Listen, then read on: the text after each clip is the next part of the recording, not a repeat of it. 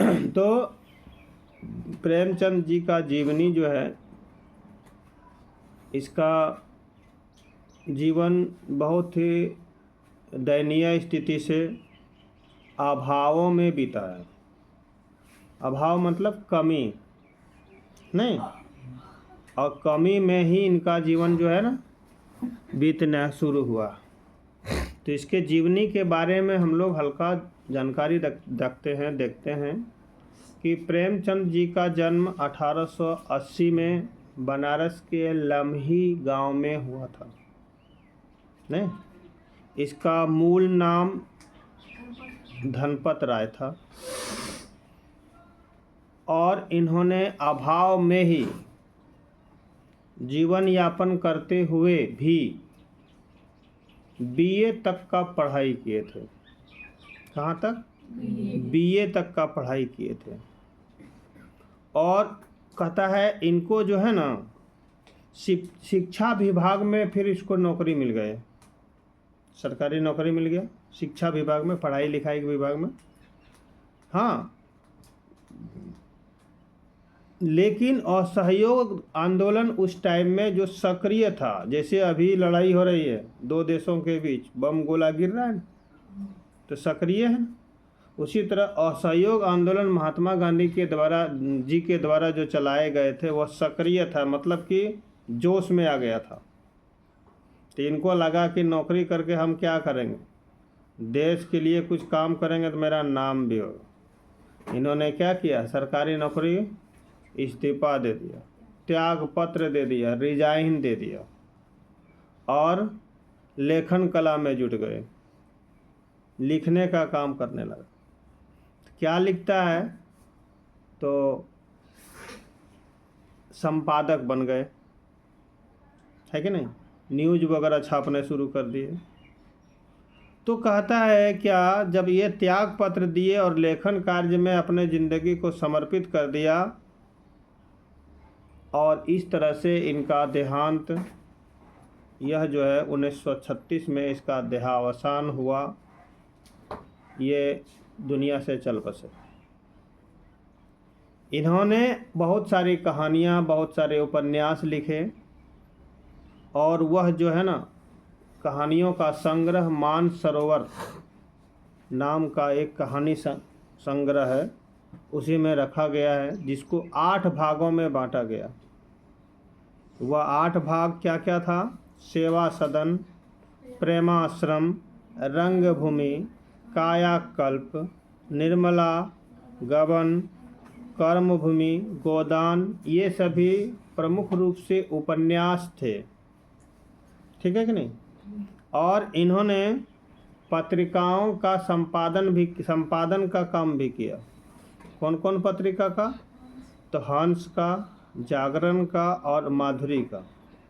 पत्रिका क्या होती है, अभी आप लोग सुने होंगे बाज़ार में, शायद अभी है या नहीं है, सरस सलील एक पत्रिका चलती है, उसमें चुटकुला मिलेगा, कहानियाँ मिलेंगे, समाचार मिलेंगे, ना बुझाउल मिलेगा, बहुत सारा चीज़ मिलता है।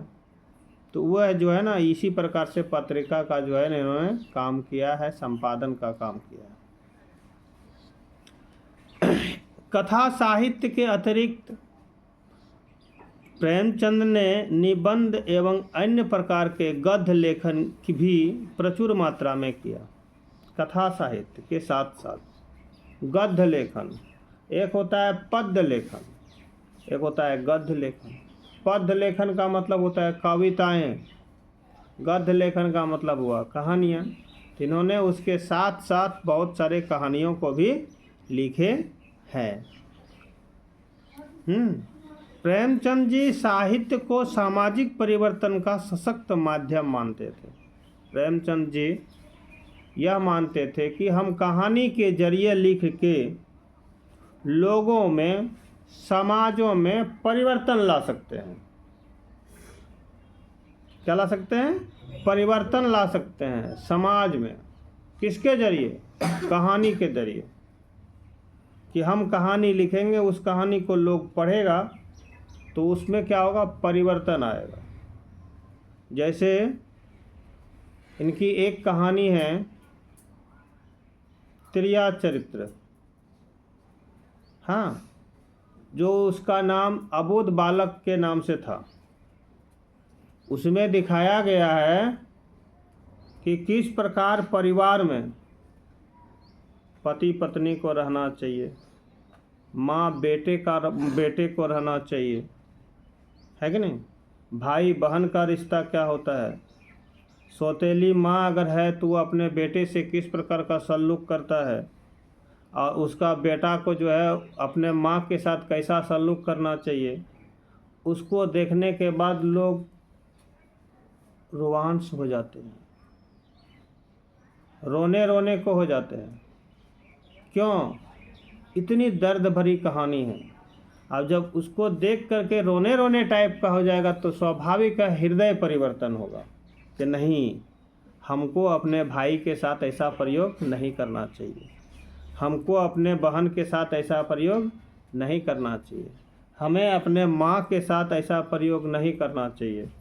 माने किस प्रकार जो समाज में अन्यायपूर्ण कार्य कर रहे हैं, आप समाज में देखोगे तो पता चलेगा कि पुत्र पिता को मार रहा है, पिता पुत्र को मार रहा है, ये तो बात सत्य है। वो मार रहा है कि डांट रहा है? डांट रहा है ना। पिताजी बड़े हुए, बेटा गलती करेगा तो उसको डांट सकता है, मार सकता है। मारने का मतलब जान से मारना नहीं, नहीं, दंड दे सकता है। लेकिन आज तक सुने हो कि बेटा पिताजी को दंड दे रहा है? यह न्याय है कि अन्याय है? अन्याय है।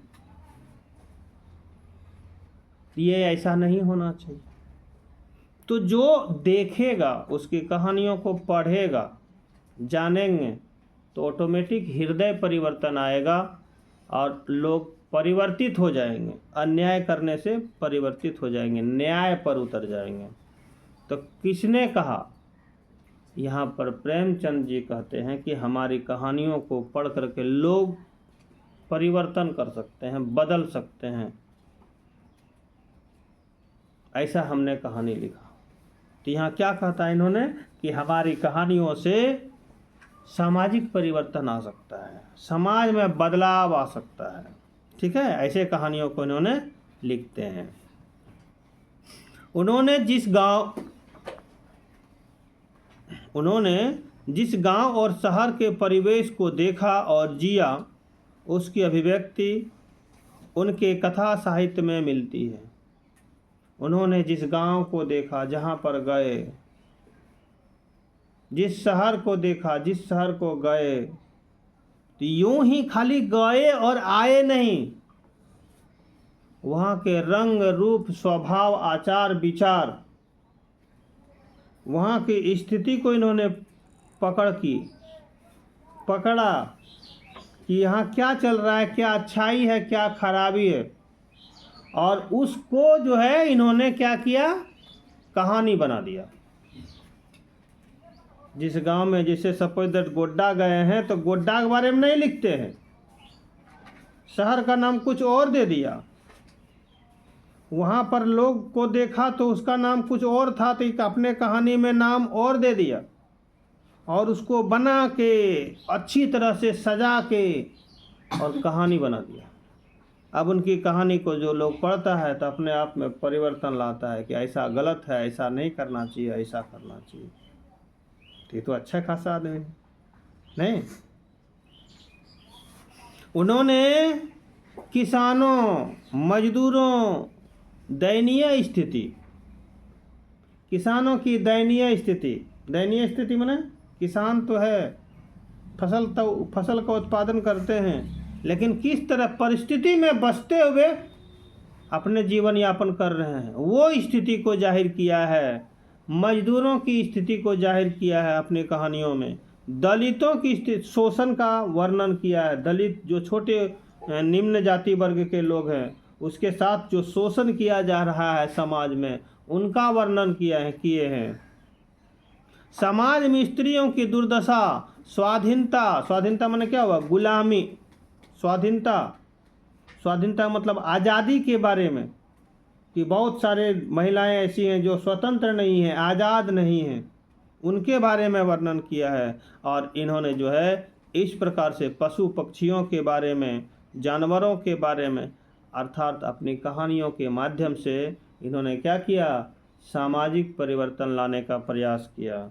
लोग समाज में जो है गलत रास्ते पर जो जा रहे थे उसको सही रास्ते पर लाने का प्रयास किया। कौन चीज़ के माध्यम से? कहानी के माध्यम से।